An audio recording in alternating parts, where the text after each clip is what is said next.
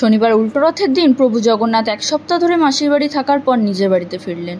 রাজ্যের বিভিন্ন জায়গায় এই দিন উল্টো রথ হিসেবে পালিত হয়।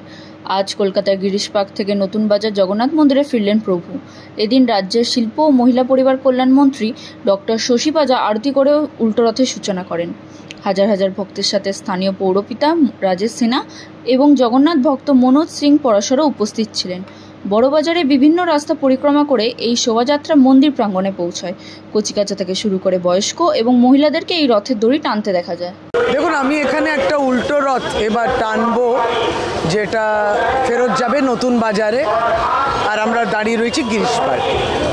আমার মাথায় কিন্তু এটা আসে না কেন রাজনীতি করে, যারা করেন আমার মনে হয় এটা প্রয়োজন নেই। প্রভু জগন্নাথ তো নিজেকে একবারে জনসাধারণের মধ্যে নিজেকে সমর্পণ করেছেন।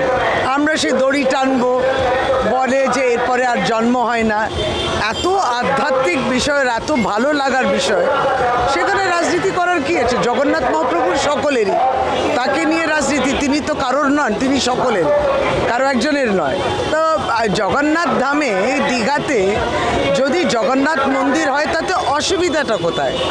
পুরী মন্দিরও আছে, জগন্নাথ ধামও আছে দীঘাতে, ওখানেও রথ টানা হলো।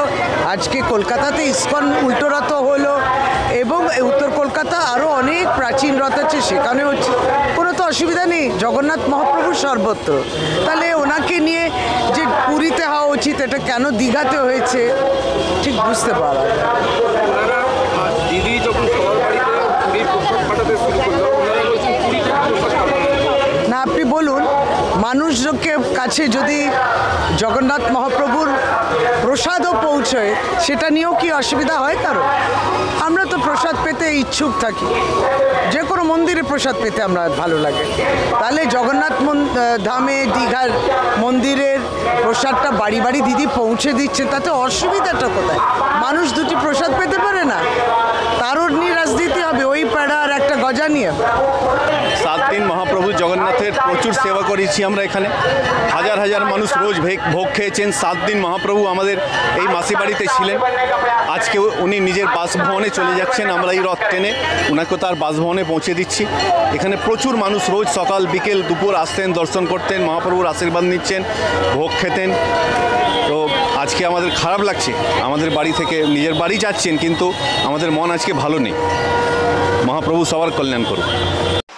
आपका मनपसंद चैनल न्यूज यूएनआई अब आ रहा है जियो टीवी पर भी।